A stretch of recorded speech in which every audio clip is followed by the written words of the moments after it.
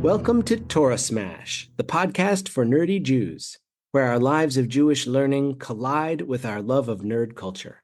In each episode, we discuss what we lovingly call a Torah Smash, which we have defined as a beautiful collision of one thing from the world of Judaism with another from nerd culture. I am RDY, and joining me today are Barack Malkin. Ethan Lane Miller. I am very excited to once again just have the two of you here. It is as the podcast drops, assuming it drops on schedule, it will be the first of the year. So happy New Year to you both. Happy New Year. Happy New Year. And I resent that comment. Everything drops every other Wednesday. Are you trying to hint that? I knew it. I knew that I was trying to just, I was trying to be kind. Just because you listen late doesn't mean it's life late. happens, and and it's a busy time of year for a lot of us, and you have so many projects, and I was like, let me be nice to Brock, but no. I am going to blame you if this is the first episode that is pushed. Well, now I'm going to push it. As we listen to this podcast on the first of the new year, which I am absolutely sure will drop on time, I want to say Happy New Year to you both. Can everybody hear my eyes rolling? Happy New Year. Feel them. Does that that feels. Yeah. So we say Happy New Year all the time as Jews. We have Rosh Hashanah, which you know about, and the secular year, which you, I'm sure, know about. But I'm actually going to share my screen for the two of you so you can follow along as I read this out loud. And I'll read it out loud for our audience. But in the Talmud, there is a Masechet, a book of the Talmud called Rosh Hashanah, which means New Year. And on the very first page, the very first Mishnah says there are 4 New Years. On the 1st of Nisan, which is the name of a Hebrew month, is the New Year for kings and the New Year for festivals. On the 1st of Elul, another Hebrew month, is the New Year for animal tithes. And Rabbi Elazar and Rabbi Shimon say that that one is for Tishrei. On the 1st of Tishrei, which is, again, a month, is the New Year for counting years, for counting sabbatical years and jubilee years, for planting, and for tithing vegetables.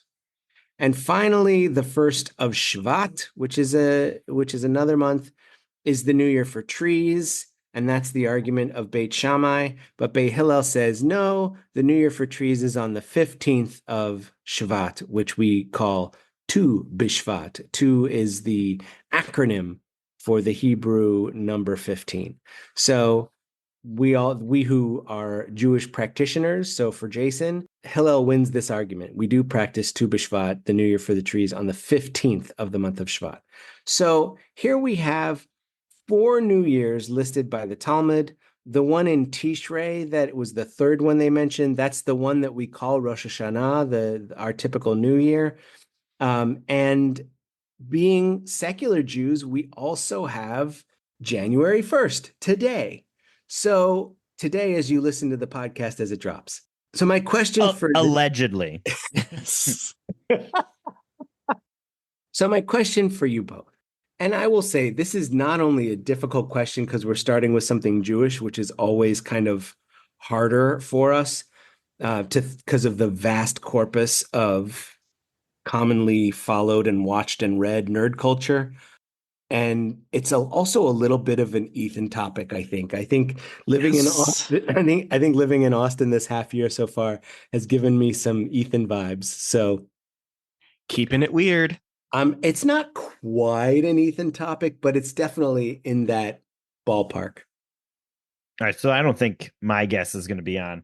I was trying to think about this today because in our spreadsheet it said 4 New Years, and I was like, oh, what is it? Is it Groundhog's Day? Is it like the multiverse? I don't think either of them are right. But as you read through it, New Year's are some things we do every year, and there's these 4 things, one for trees, one for animals, one for kings, yada, yada. I've been playing a lot of board games recently.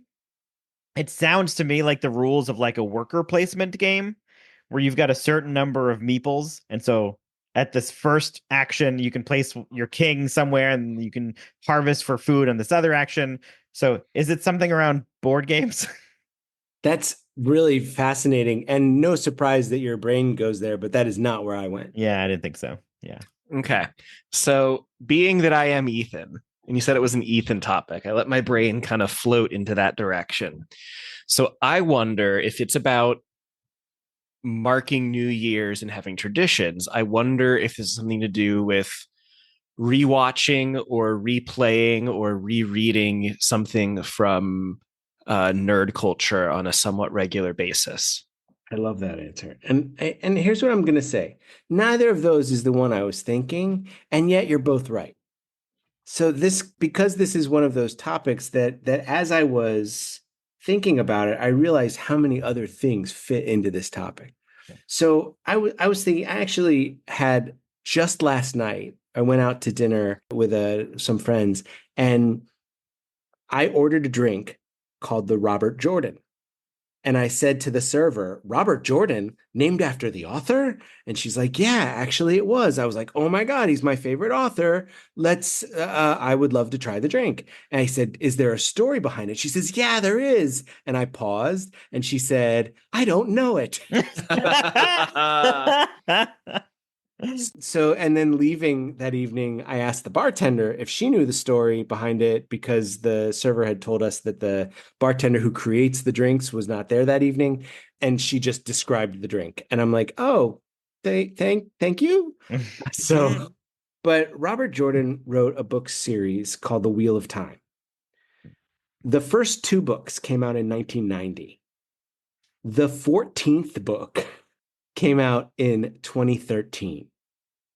So this is a 23 years series. And most years, it was 1 or 2 years between reading the books. And at one point, there was like a 4 year stretch between when I think it was books 11 and 12 came out, because Robert Jordan died after writing book 11 and had left instructions for a writer that he tapped named Brandon Sanderson to finish the series. And in the notes, Robert Jordan had left Brandon for what he had described as the last book. Turned out to be 3 last books, because Sanderson could find no way to do all of this in one book without making it a 2,000-page tome. But every book, 14 times we read, the wheel of time turns and ages come and pass, leaving memories that become legend. Legend fades to myth, and even myth is long forgotten when the age that gave it birth comes again. In one age, called the third age by some, an age yet to come, an age long past, a wind rose in the mountains of mist. The wind was not the beginning. There are neither beginnings nor endings to the turning of the wheel of time, but it was a beginning. Is that that's the start of every book? That is the start of every book, and the wind picks up a leaf or a snowflake or something and brings it into a character who is continuing or starting the action of the novel. A shopping bag. It doesn't take place in a place where there are shopping bags. But Okay. They banned it for paper bags. Yeah. they banned it and for leather satchels and Yeah, you wind can't pick that up. Sure. And I realized in reading this that there are a lot of Jewish connections to the Wheel of Time.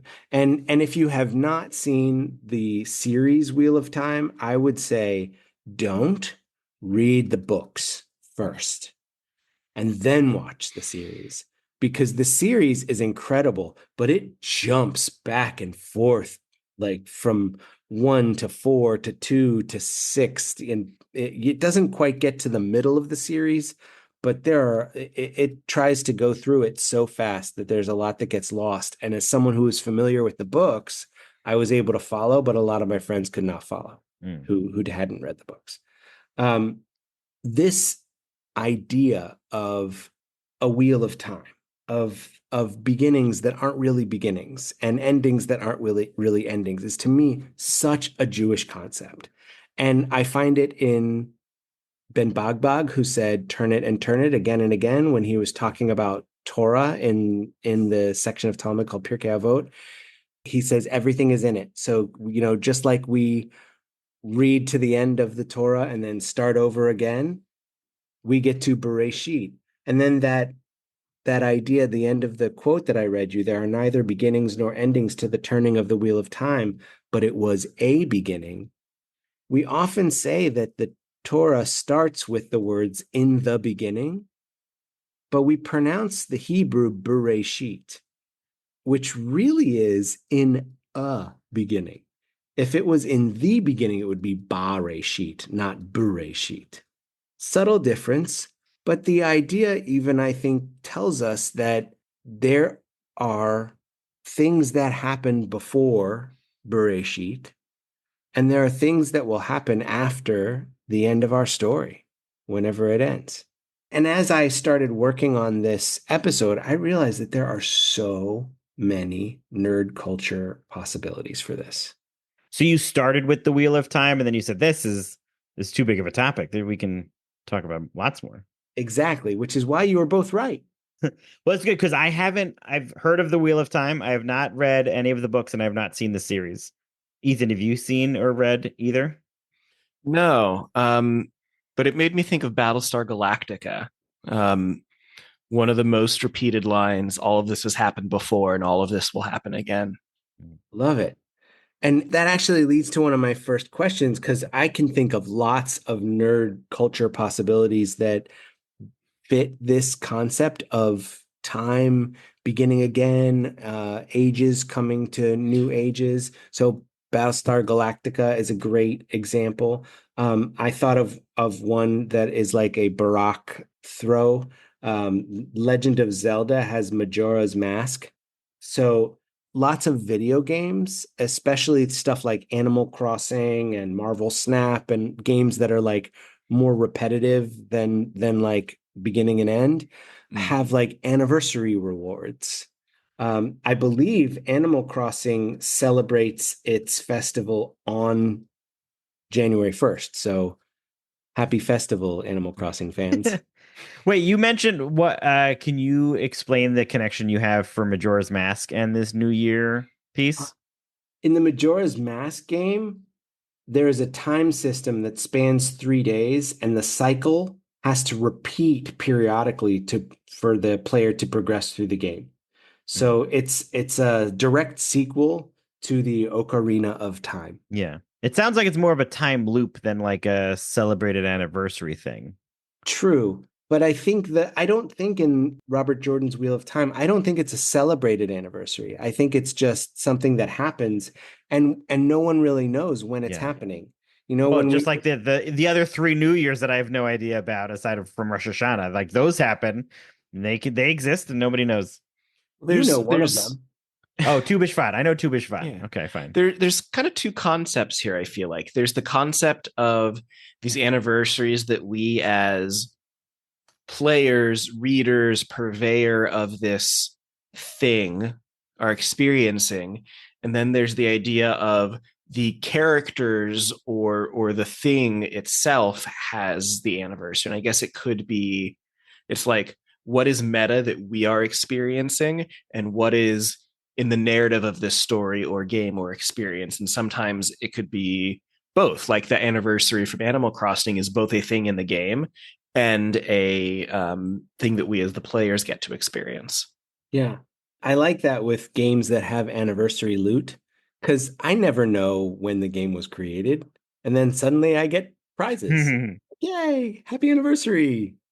And I think that kind of lack of awareness of the wheel moving is a part of what happens in the Wheel of Time. It talks about the Wheel of Time also has a concept of a tapestry and how each of us is a thread in the pattern. And the pattern is the concept of fate and our choices along the path of faith. And sometimes our piece of the tapestry is a big string that's an important part of the pattern, and sometimes it's not as much as an important part of the pattern. But everybody's string, if it were to be missing, you would notice something off about the pattern. That one of the greatest episodes of Star Trek: The Next Generation is an episode called Tapestry, where Picard is about to die on an operating table, and Q, who's an omnipotent being, snaps him back in the past and gives him an opportunity to change a decision that he had made like 20, 30 years ago that set him down this path. And what he discovers is just changing this one thing had some potentially very devastating consequences down the line for him. Wow. It's a That very good episode. butterfly effect. There's so many things that talk about that. What about other things in nerd culture that y'all can think of that have this idea of the wheel of time moving, whether it's called that or not? I mean, sticking with Star Trek, there's another excellent Next Generation episode called Cause and Effect, where the Enterprise gets caught in a time loop. And slowly the characters begin to figure it out to the point that they begin to plan what they're going to seed so that then their next time loop, they forget everything, but they can leave these little, like, it's not quite notes, but they can send some messages so the next loop can figure it out and eventually they can break the time loop. And there was an episode of Voyager, I forget the name, but the ship gets stuck in an orbit around a planet that experiences time differently. And so they watch this planet go from a Stone Age civilization to a space age civilization in the span of a 45-minute episode. Wow. I'll buy that second one. I want to be careful of the time loop scenario because it's not really the same sort of anniversary or the same sort of annual celebration concept. It's the same moment and not a different moment of a new beginning. For sure. It's a little more Groundhog Day versus a celebration. Yeah. I think Groundhog Day was another great example, Barack, because that you mentioned in the beginning, because the idea that things are moving, maybe not going backwards in time and resetting for one person, but they do, it does go back and reset for the community to a certain extent. We've changed slightly each time the wheel turns. Yeah. And maybe when the wheel turns once all the way around, none of us are here. Yeah. I'm trying to think of scenarios that recognize a date or something as a new start. And all the stuff I'm coming up with in my head are either horror movies or villainous plots of like the villain remembers this date because Die Hard 3 is an example because you killed his brother sort of thing, right? Yeah. Or like a lot of horror movie sequels are like, this is the same on a summer night just like this one years ago, right? So like the Scream series, I Know What You Did Last Summer series.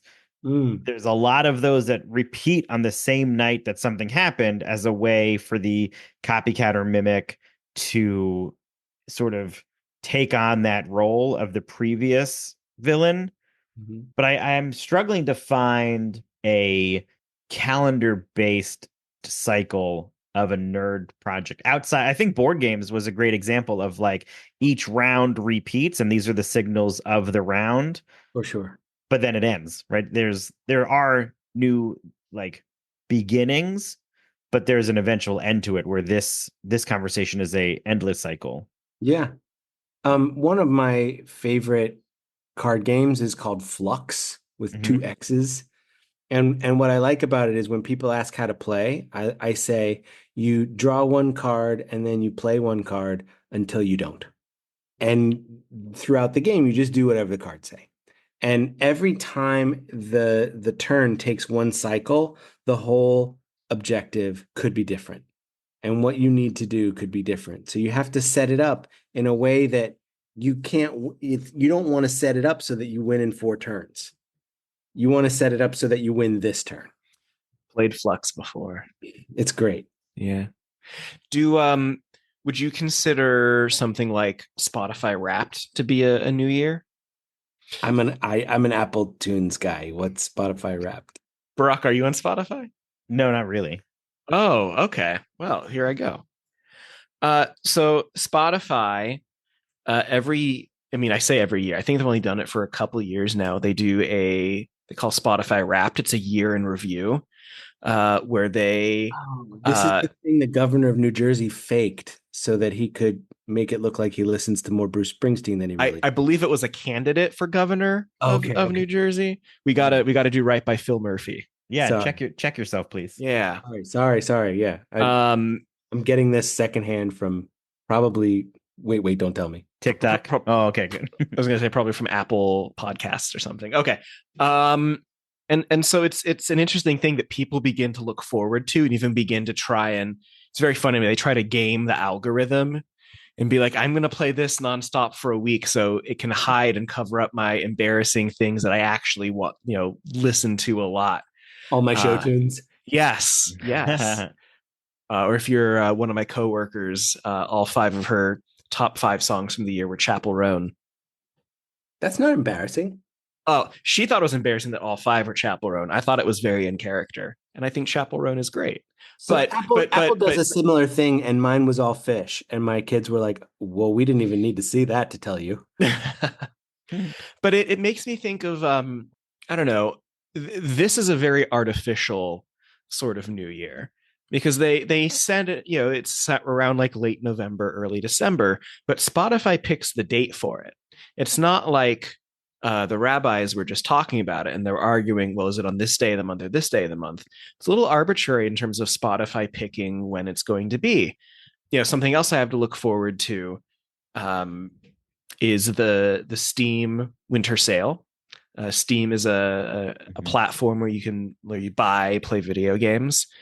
And again, it's the winter sale. It's usually end of December into January, but it doesn't necessarily have the same start date every year. But I know around this time each year, if I'm eyeballing a game, it's going to be on sale soon, most likely. I suppose that if this were not specifically a nerd culture podcast, we could say Black Friday as well, which went from Friday to 2 Fridays in a row to a whole month to like, hey, it's Black Friday in December. Remember when we used to have Cyber Monday? Yeah, now it's Cyber every day. Yeah. I think I have another nerd culture annual thing, and I'm really struggling to find like a movie or TV show that isn't a time loop based or a multiverse or body jumping that's like a new start, right? Quantum Leap, I think, is a new start, but there's no calendar base to that. Right. Yeah. But I think the nerd convention calendar, Oh, right, for those, right, those that go to the Comic-Con or to PAX, like those happen around the same time every year. And so that's please tell my sister Susan what PAX is. PAX stands for the Penny Arcade Expo. It started this is actually their 20th year. So it started in 2004, and it's a gaming convention.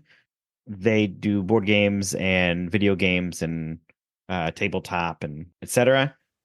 And so, but similar to Comic-Con, like there's a number of those every year also. And so they happen on a cycle term. So that's something you'd look forward to as something to celebrate. And there's, new people, there's new vendors, there's new panels. So something new, and to like, quote, new beginning for some of those vendors or people that are going. So I think that probably counts. Nice. And that actually leads me into another part of the Jewish topic. So that there are dates that don't exactly match. Now, first of all, I mentioned the 1st of Nisan and the 1st of Elul, and you said, I don't know those two. Mm-hmm. Really, nobody does, except for people who've read Rosh Hashanah 2a. So those aren't really widely celebrated today in the way that it's described in the Talmud, except for the fact that, if you want to count a king's reign, you would start in Nisan, but we don't have a king anymore, like a king of Judea. So that doesn't give it a couple months. Are you running? You don't vote for kings. I feel like I'd be pretty benevolent.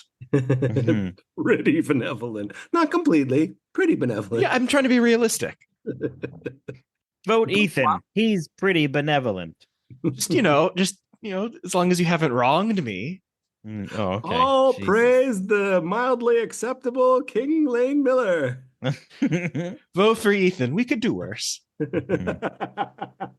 So while the 1st of Nisan is not something that is celebrated, it is the month where Passover occurs. And if you look up any like list of Jewish holidays, you will very often find that Passover is listed first.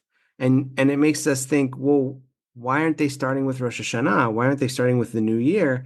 And that's because Nisan is a new year for counting the order of the festivals. And while Elul is the new year for animal tithes, which we no longer do, the idea that we're going, an animal tithe was something that you're offering up.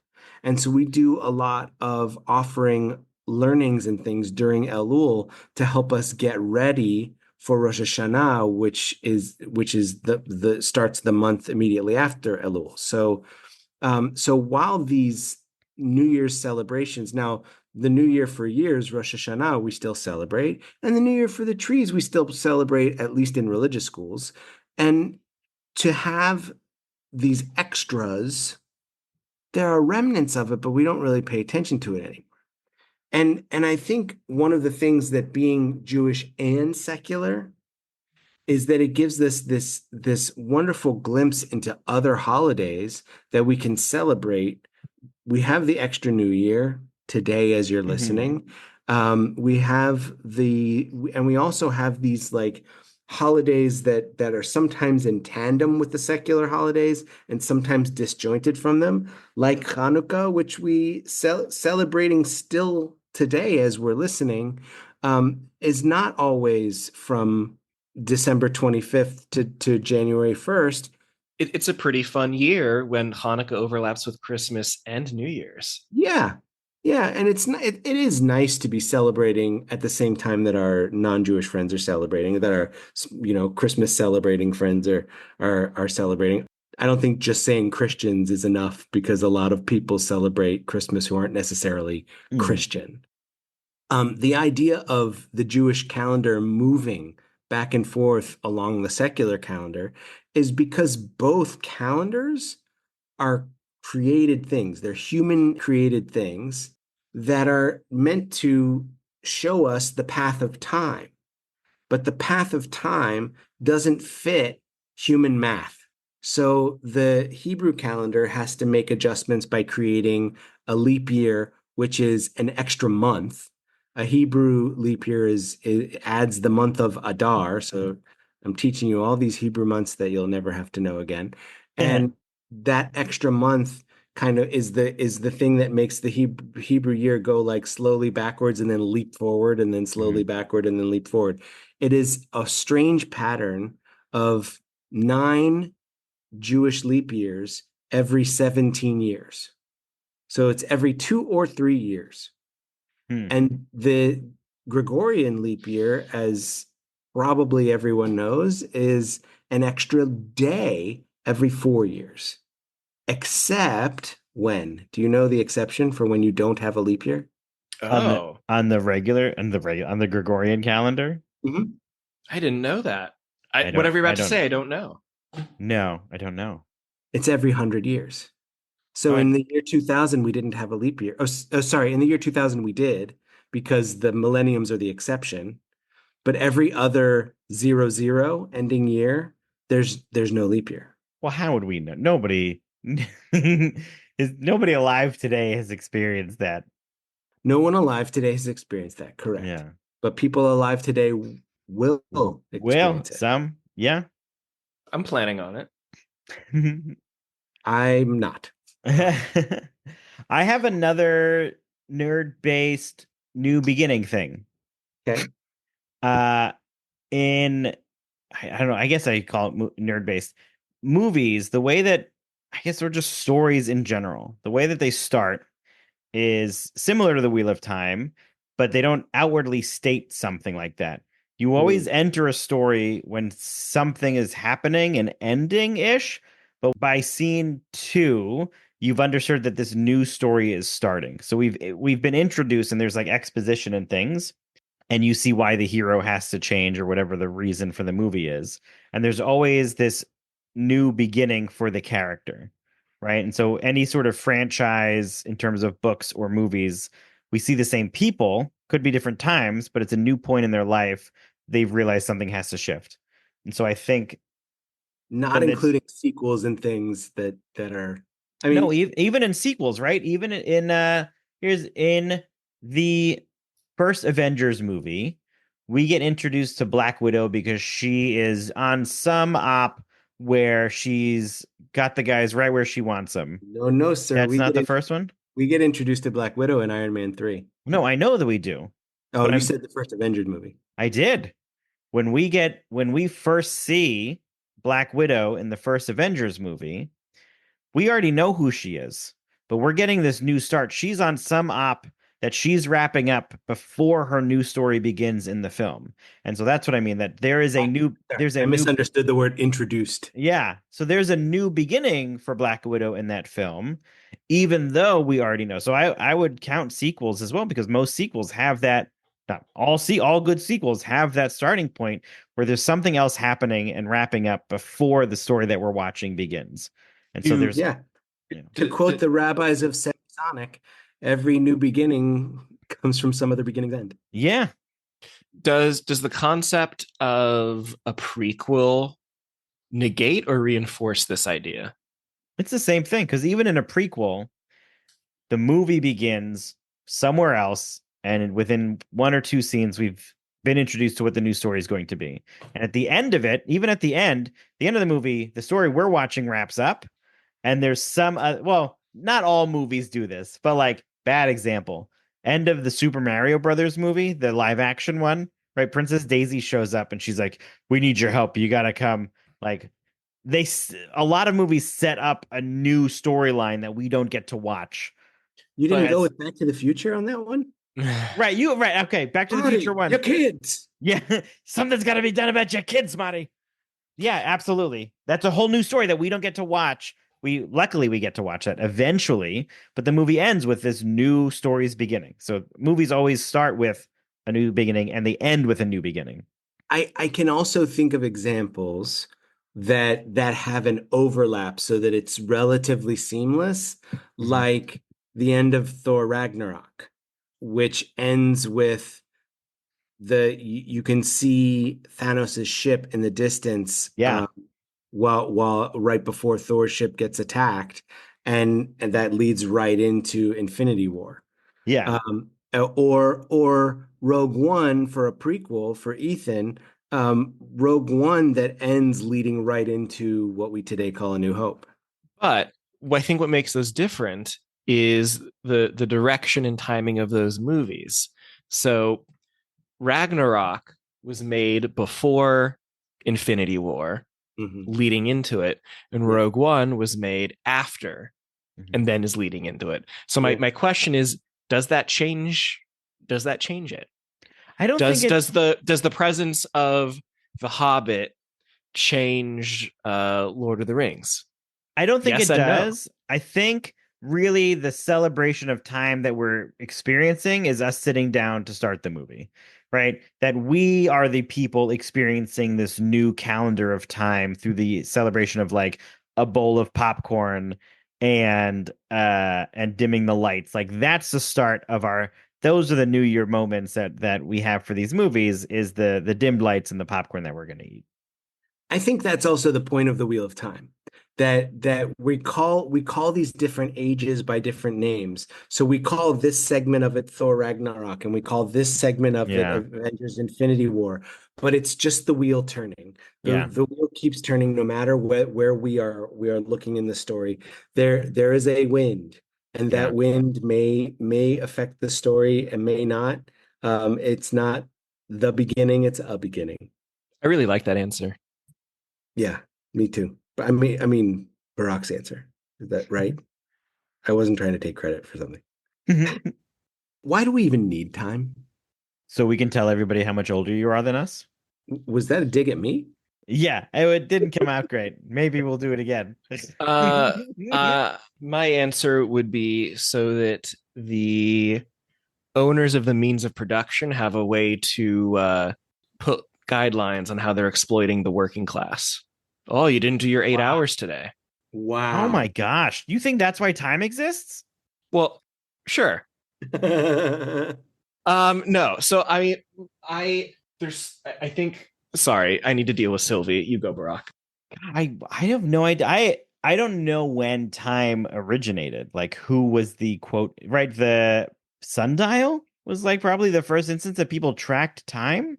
I I want to probably earlier clarify. than You're asking about human measurement of time.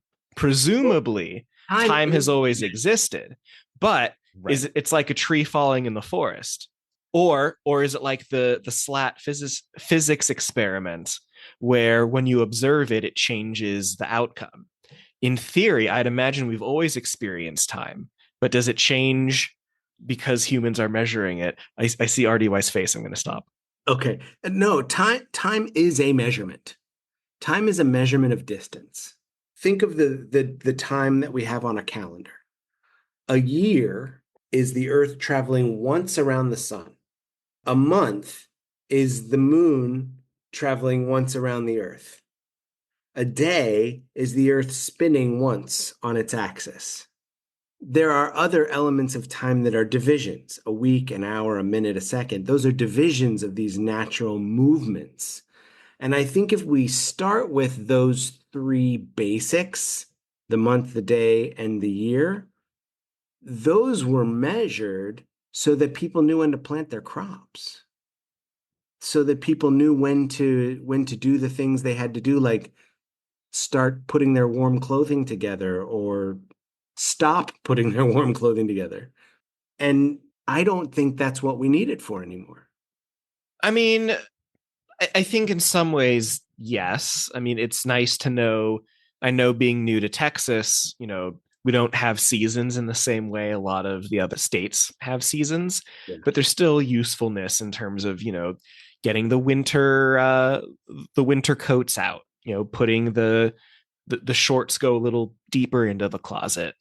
But also, like, everything you just said is wonderful and also reinforces how arbitrary it all is. Yes. Because it's all based on Earth. Like, when Elon Ramon was orbiting the Earth, he had to figure out, how do I observe Shabbat when I've got, like, it was like 12 sunrises and 12 sunsets, and what would be an Earth day. And he's not the only one. People living in Alaska or in northern Russia or northern Canada, other places where the sun doesn't really set, had to figure out when to celebrate Shabbat. And I think the solution that Ilan Ramon came up with is the same that a lot of people do, and that is, when are they celebrating Shabbat in Jerusalem? That's when he would celebrate with his Jerusalem-based compatriots. And that he knew because of communication. But even like Men in Black makes a joke in the first movie that, oh, we go by the 36-hour whatever day, Corinthian day or whatever they call it, that they still have hours. It's kind of what you're saying, Ethan, that it's a little ridiculous that they would still have hours in a place where we don't know how to count time in what is a geocentric system of measurement. I would love for today's world to reevaluate time, right? The idea of daylight savings time, I think, is a bit outdated at this point. Oh, Yeah. man. The idea of starting a school day at 7 a.m. or 8 a.m. in some like that's so early for kids to be able to learn. What? And the reason we start that early is for a work life like situation of that's when the farmers would get up, and so their kids had to go to the schooling. The kids had to go to school when the hard labor was being done so that they could come home in time to help with the stuff they could help with. Yeah, we don't need that. And on top of that, give us a 4-day work week with a 3-day weekend. The idea that it has to be based, I don't know. There's just so much I'd love to have today's world reevaluate. Give us a task-based work week where we Yeah. have a certain amount of tasks that we have to complete this week. And when those tasks are done, we don't have to come back in till Monday. I really want to live in a world where a 4-day work week is much more normalized. Yeah, me too. It'd be so like right to either relax or spend time with the family or it's just absolutely. I have been saying this, I don't know why, but lately I've been saying over and over, no one on their deathbed says, I wish I spent more time at work. Yeah. Give us more New Year's. Yeah. So speaking of New Year's, Why is it so important to mark our passage around the sun? It provides us opportunities for reflection and growth. Yeah, I'd agree. My family is a really nice practice. I don't know if I mentioned it before. We have a memory jar that sits in our dining room with a stack of Post-its. And so whenever something happens, good or bad, we write the date, write the event, fold it up, put it in the jar. Every New Year's, we open the jar, dump it on the table, these however dozens of hundreds, whatever, how many Post-its we have that year, and we read out our year of what like the moments that we both want to and don't want to remember as a way to signify how nice it was to experience this year together, the ups and the downs. And so that passage of time of the new year is an interesting way to say, like, wow, that happened this year. That's crazy. I didn't realize that that was all this year. It's just a really nice. I recommend it to people that are looking for another moment of not even just reflection, but like good family time of remembering vacations or these random pop-up activities that we might have done. Yeah. So I enjoy the year reflection as a way to both reflect and remember and look ahead at what could be possible in the year ahead. It's Yeah. really beautiful, It Barack. is beautiful. I will say, your children are so lucky. You hear And that? You hear that, boys? When you're listening, you and two are so lucky. and when my mom dies, may she live to 120. Will you and Michelle adopt me, please? Your mom's going to be able to. You want her to experience the leap year scenario, the every 100 years. She will. Even if she lives to 120, she will not make it to Oh, okay, fine. 100. Yeah. But Then what's the point?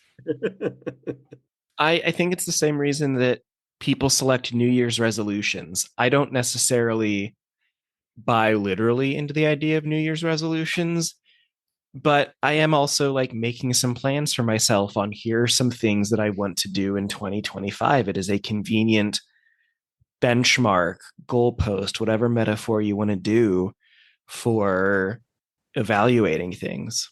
Yeah, by the time this episode comes out, I will have just returned from a week-long cruise with my family, and we are celebrating three passages of time. Both my wife's and my 50th birthday, which happened this year. Well, my wife's happens on the cruise, and our 25th anniversary, which happens in 2025. So we're marking all three of these events by spending time together. That's nice. I love that. And like Barack, you asked me before we started recording, like, how is it to be away from your family for a year when I'm working in Austin and they're living in Chicago?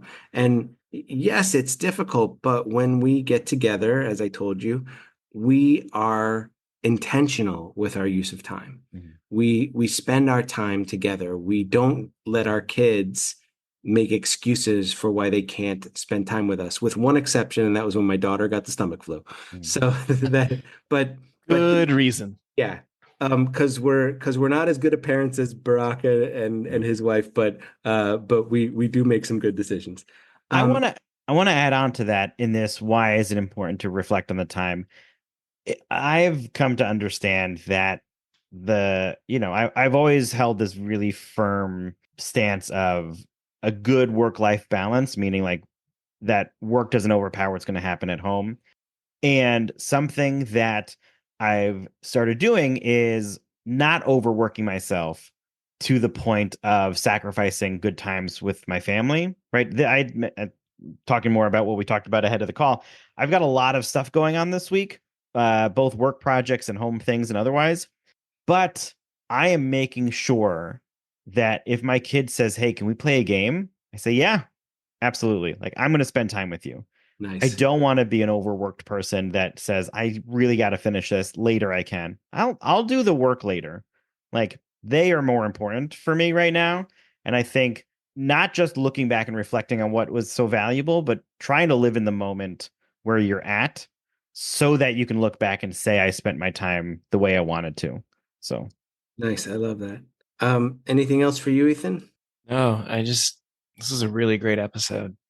Well, as much as time can be confusing once we get into the weeds of discussing it and how it's marked and what it is, those things are far less important than that it is marked.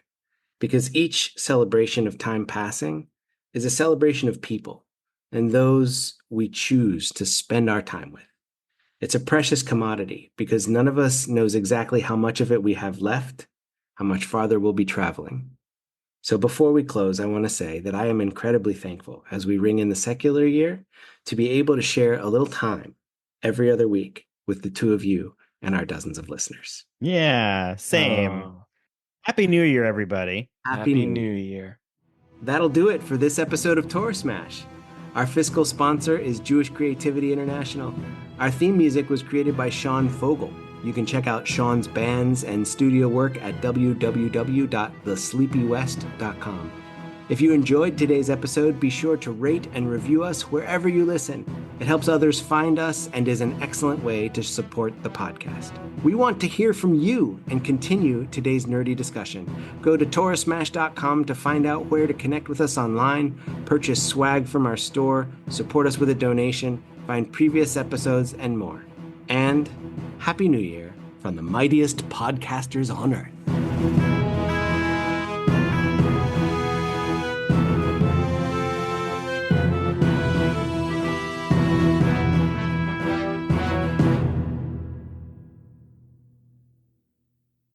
I was hoping you would do that. I did not play Majora's Mask. That's one that I did not do. Okay. I looked it up and I was like, I don't know what that is, but Barack will. Sorry. Awkward.